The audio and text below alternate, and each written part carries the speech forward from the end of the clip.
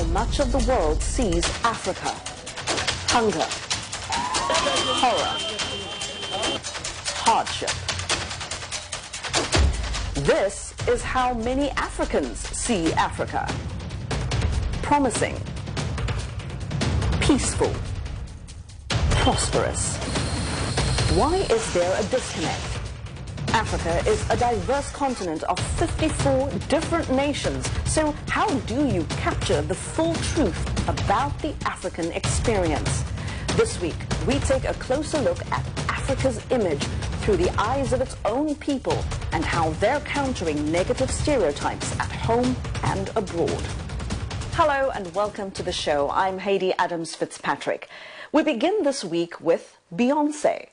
When the international superstar recently dropped her visual album Black is King, it was seen by some as an homage to her African heritage.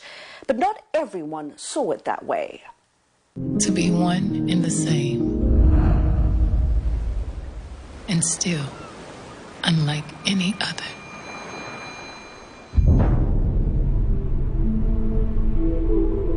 Life is a set of choices. Does your father know you are here?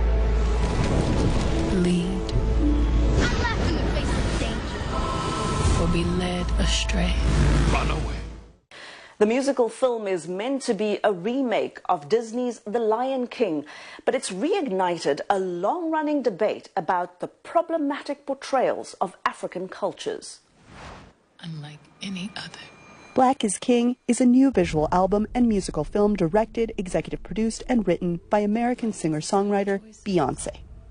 The film stands alongside her album The Lion King, The Gift. It was shot last year in the U.S., South and West Africa, and Europe, and features many African artists. The film, released in July, has been generally well received by audiences, but it does have its critics.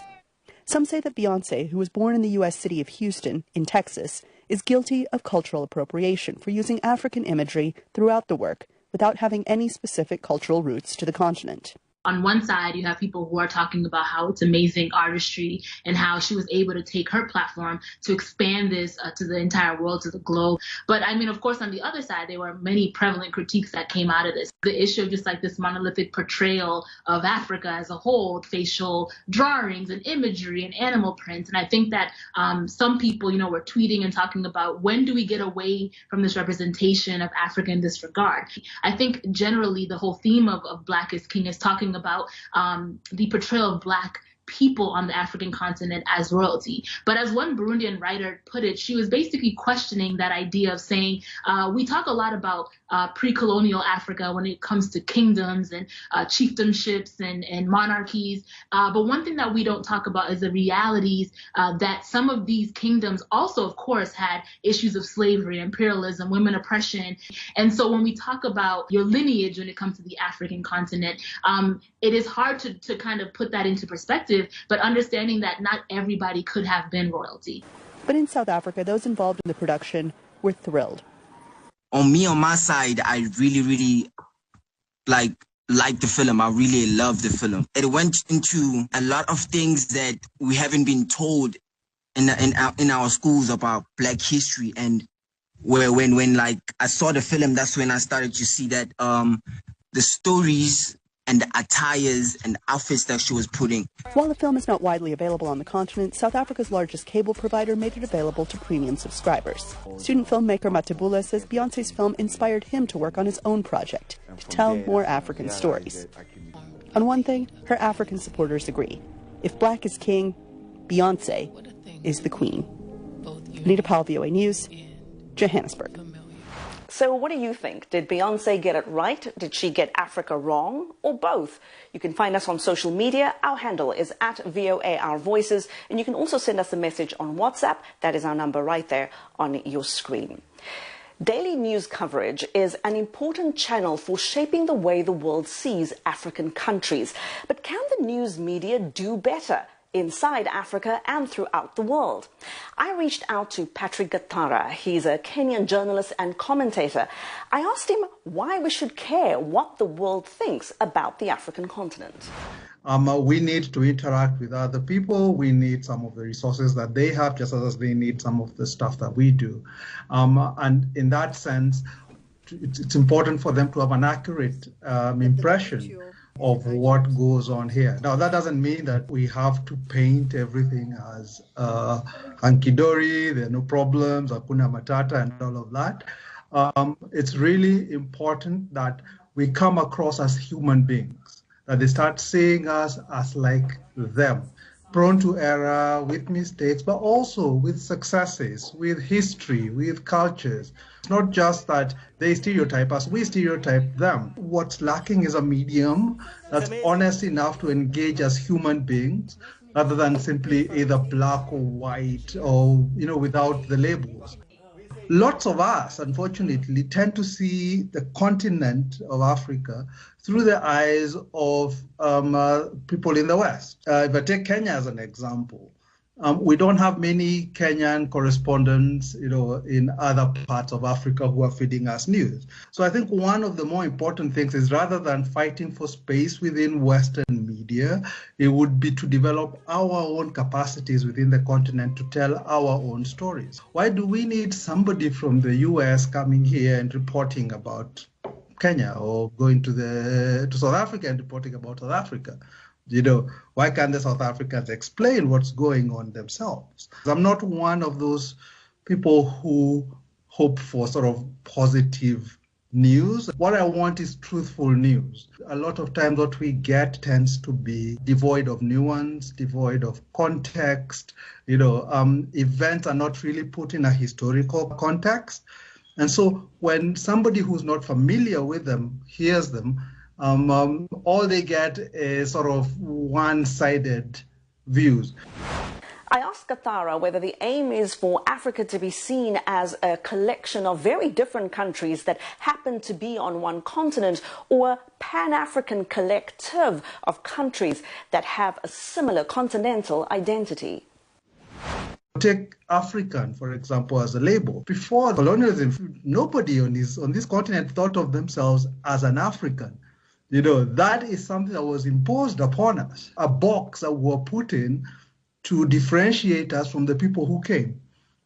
So we've got to start understanding when we can adopt particular identities, when we can use them, and when they're actually not really helpful for us. This idea of Pan-Africanism, of almost a cultural or mystical unity, is something that came from outside the continent. Pan-Africanism was developed really by people in the diaspora, and then reimposed on the continent, as if people in Kenya, or what became Kenya, are similar or the same as people in what is known as Nigeria. We on the continent know this is not true. So if we do want a unified continent, and let's assume we sit down and we agree that that is something that is desirable, we've got to ask, why is it desirable? What are its goals? We have been conditioned to regard places where you come from, as definitive of what you are. You are an African, you are European. What happens if we ignore these assumptions, these barriers, these boxes? And I think then we would actually start having better discussions and start seeing one another in better ways. And that was Kenyan journalist and commentator Patrick Gathara speaking to me from Nairobi, Kenya. After the break, we stay in that country as we look through the lens of a Kenyan photographer who says Africa's stories are all about color, contrast, and context. Stay with us.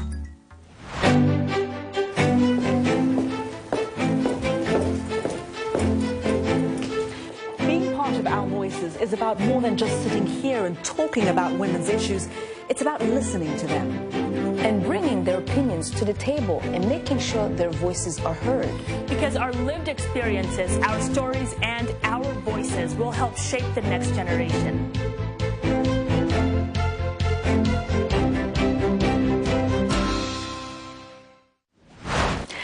You're with Our Voices. Welcome back. One way to reframe the way people, places and cultures on the African continent are viewed is through imagery. So we dropped in on a Kenyan photographer during one of her shoots in Nairobi. She says the perfect picture is about tone, texture, color and context. That's why her focus is on Africa's women.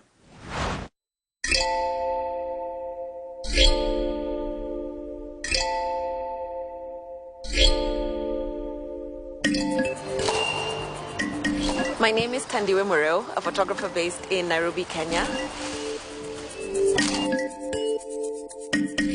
I describe my work as unapologetically African because I want to celebrate the positive things about being an African. So often our continent is projected as this poor place full of suffering, and we're not perfect, but there's so many beautiful things about Africa, and I want to celebrate those in my work.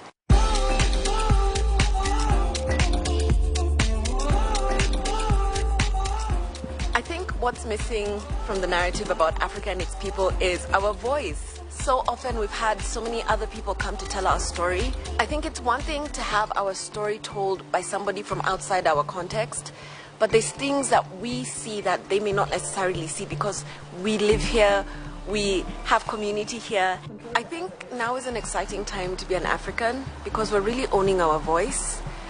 Before we were shy, a little scared maybe to talk about to celebrate ourselves. And I'm so excited to be part of the movement that's happening now where everybody is beginning to wake up and look around them and say, we have so much to celebrate, we have so much to contribute and share with the continent and the world.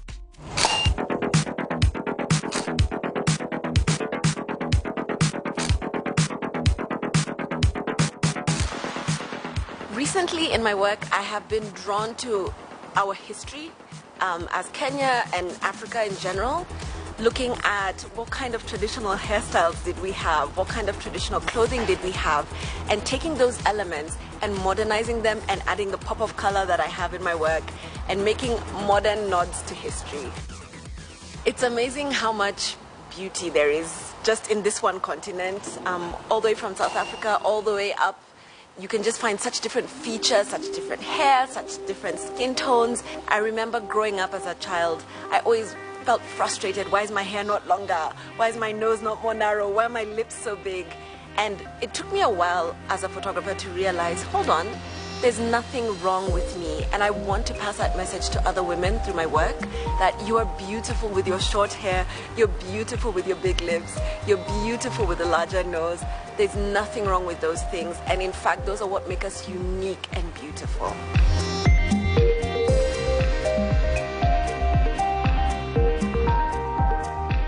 When I finished university, I was feeling pressure to be what every African parent wants their child to be, a doctor, a lawyer, an engineer. And I really struggled with the question of, can I do photography for the rest of my life? Fortunately, my father had coffee with me one day and he told me, why are you considering other jobs? You love photography, so be a photographer. And it was the most liberating conversation I've ever had in my life. I think just because of all the stereotypes around being an artist in Africa, I was afraid to go for it, and having that conversation released me to truly enjoy exploring my photography. I think as women, we have something unique to offer the art world. We see things differently. We appreciate beauty in a different way from men. And so I hope that hearing my story is what will drive a girl somewhere in Tanzania, Uganda, Rwanda to say, you know what, I want to be a photographer when I grow up.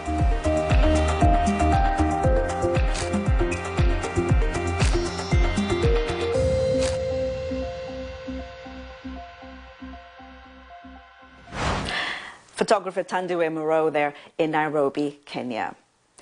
Identity is about more than how we look. It's also about what we say. And control of our narrative is as important as control of our image. That's the area of expertise of Mimi Kalinda. She's the co-founder and CEO of Africa Communications Group. She says in many cases, social media has given Africans a global platform and a wider range to tell our own stories. We've always known that we are more than what we're portrayed to be. So we didn't necessarily need the convincing. But I think what was lacking was perhaps the tools to be able to access this global stage and be able to tell our own stories. And I think that social media has played a huge role in that. You've seen trending hashtags and sometimes people, ordinary people, challenging the narrative of a big global corporate, multimedia companies and saying, no, that's not how you should speak about us, or no, actually that title is skewed, or whatever. I think that there's just been so much activism towards this reshaping of our own narrative. It's very, very encouraging. So I think that the narrative that we're trying to tell, that we want to tell, is a narrative that is fundamentally true if it's going to be credible, even from an ethical point of view. It's to say, yes, we have all of these things that we're doing really, really great and the world should know about them. But then there's also this bucket of challenges that we have as a continent. And in order for us to meet those standards, we need to raise our own standards in terms of how we show up as solution bearers or problem solvers. I have a responsibility, you have a responsibility, we all have a responsibility to contribute to this narrative change, but we also have a responsibility to learn about our own continent, How do you go about shaping a narrative or changing a narrative if you yourself don't know where you come from, what's your history, what's the background of your own people, etc., in your own backyard, but also on a continental stage? Kalinda says to watch out for the term women's empowerment. It's often not as empowering as you might think. If we're talking about empowerment, it assumes that somebody else has the power and that they have to then come and give it to us. So we're putting ourselves in almost a place of victimization, which I completely disagree with. These narratives that talk about us in a way that's not representative of who we are. And one of those narratives is that women, African women in particular, don't help each other climb the corporate ladder. The major opportunities that I've had in my career, in my life, and in my family life even, I raised 3 children on my own, wouldn't have done it without the support of other women in my circle. We have to fight that divisiveness that's sown amongst us by the narrative that are, I feel, implanted in our midst, and that we then end up buying into. So when you walk into a boardroom and you see another woman of color, you almost go on the defensive and you think to yourself, well, I don't know if she's really going to open doors for me. Why not? I think that those are the little things that we need to start looking at and questioning. And I think that once we start to do that, we will realize that, in fact, there's no empowerment to be done. We already have the power.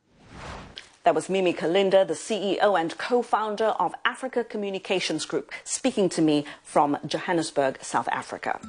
After the break, we meet the Nigerian man who is building a digital library to help African children think differently about their future and themselves. And we'll also take you to Paris as we follow in the footsteps of writers and singers of African descent who made their mark in history. Don't say we don't take you anywhere. We'll be right back.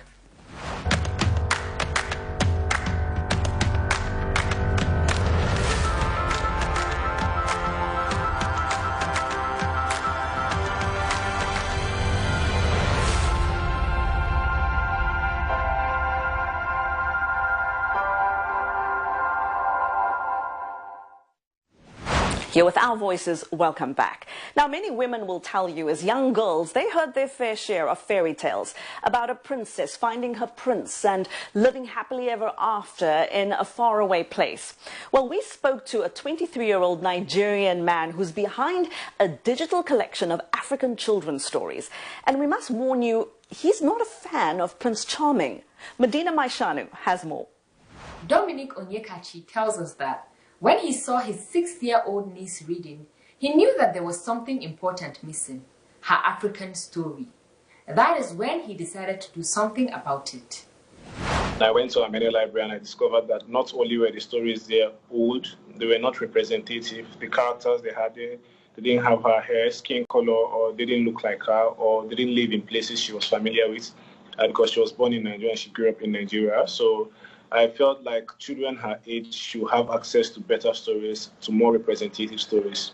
So the first thing I did was to team up with one of my co-founders. So we decided that we should build a platform to allow children of color, no matter where they might be in the world, be able to access this kind of stories. So that was when I met with Panan, and we built the platform called Akidi. It's a web-based platform that allows children to have access to African content or African-themed children's books at the click of a button instantly.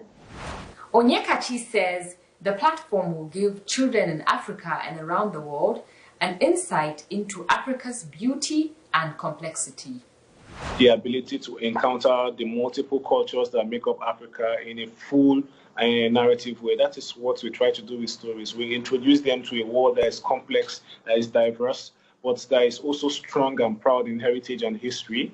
But a lot of these new stories are stories that are written for children of today, because we do realize that even with African stories, some African stories might be sexist, might have slight undertones that we do not want. Some older African stories might be sexist or have like slight undertones we do not necessarily think are important or inclusive enough for a world of today. So you see a book like Bobo Slide now. Bobo Slide reimagines what a fairy tale can look like. It talks about the story of a poor boy that encounters a dog that becomes his friend, and the dog gives him a new outlook on life. But you look at the story and you find out that we're incorporating a lot of themes we felt that children should be thinking about in the 21st century. We talked about recycling, we talked about entrepreneurship, and we talked about conservation, all in one story. But so my hope is that if children, especially Black children, are able to find inspiration in one of the characters I create and decide that they are going to do something in the world as important as what that character did, I'm going to be fulfilled. That's like my vision. So that's why I try to use technology to make sure that as many children in the world as possible can see what we do and maybe decide to aspire to be something greater than what they are seeing around them. And that's exactly what I want to do. Onyekachi says the digital library will keep growing. In their next project, they are looking to future robots with African stories that will focus on science, technology, engineering, and math. Medina, thank you very much. Now to Paris, one of the world's top tourist destinations. This city is home to many, many people of African descent who over decades have helped shape important parts of Parisian culture. But not everyone gets to see that. Earlier this year, I traveled to the French capital and joined a tour group as they explored this hidden history. These Parisian women are about to see a unique part of their own city, Black Paris. Hello everybody, good morning and welcome to Julia Brown is the tour guide. Black history. Brown has studied the stories of African Americans who came here to escape racism at home. She maps out a walking tour back in time to Paris's famous Rive Gauche, or Left Bank, where renowned American artists and intellectuals settled in the 20th century. Among them, novelist Richard Wright and entertainer Josephine Baker, the only two African Americans memorialized in Paris. We have history here. There are roots here for us where we don't have roots elsewhere. It means that people that are thinking that Africa is the only place that they can link back to, no, there's a stop here, because this is a place where other diaspora members came together and it was an ideal place. So we're in an ideal spot to rediscover and to learn about our history here. Josephine Baker took Paris by storm in the 1920s, breaking into show business with her performance in the musical show La Revue Nègre. At the time, she had become the biggest black female star in the world. Outside the restaurant Baker once owned, Brown tells us the singer's fame also sparked deep cultural questions. This is the show poster. You know that they've got in their mind black minstrels, right? So when Josephine Baker is part of the show, she represents the epitome of what the French think is black beauty at the time. She redefines what is black beauty. But it's a question she asks herself, what does it mean to be black?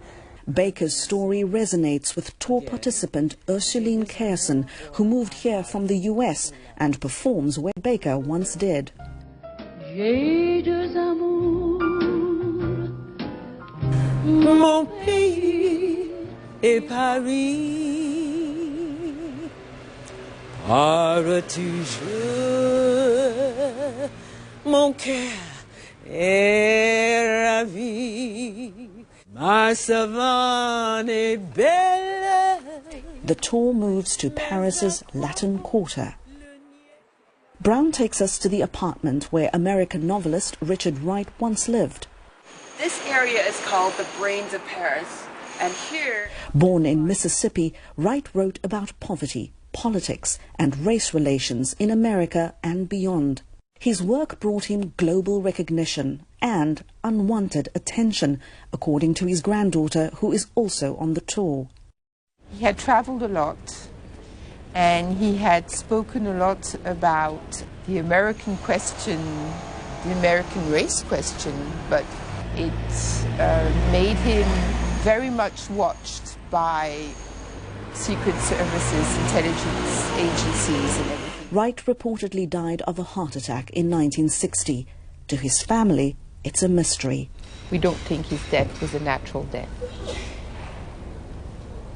Anyway, he lives on in the streets of Paris, and especially here. Brown hopes visitors to Black Paris find lasting connections to important history and to those who made it. The influence, the global influence of African American culture that is still here and all around the world. What does that feel like? Because it sure doesn't feel like when you're in the States it feels different, but when you're in here and there's a value to it, that feeling is what they felt in the 1920s, what they felt in the 50s, what they feel now. A feeling familiar to diasporans past and present, that home and history can be found in more than one place. I can't deny that to both I am true. Two loves have I, mon pays est Paris.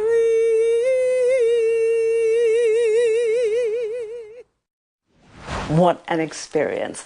And that is our show this week. Thank you so much for being with us. Of course, we've just scratched the surface on the subject. We'd like to hear from you as we look to continue this discussion again in the future. We leave you now with a song that has become a global phenomenon from my home country of South Africa, Master KG featuring Nomcebo. This is a song that has people around the world dancing to an African beat. Here is Jerusalema. Jerusalema.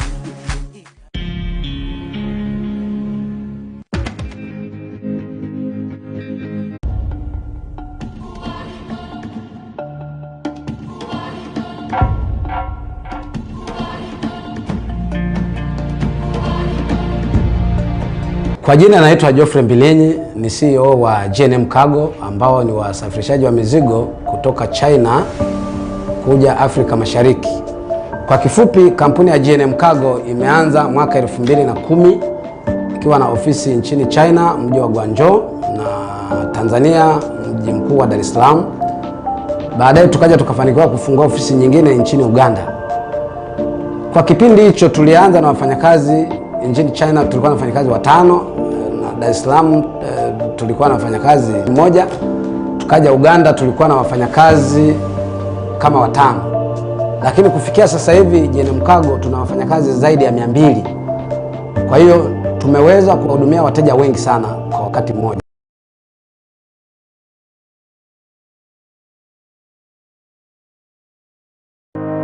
Ili kuwa mwanafamilia bora wa Global TV, usisahau kusubscribe, like, kushare na kucomment.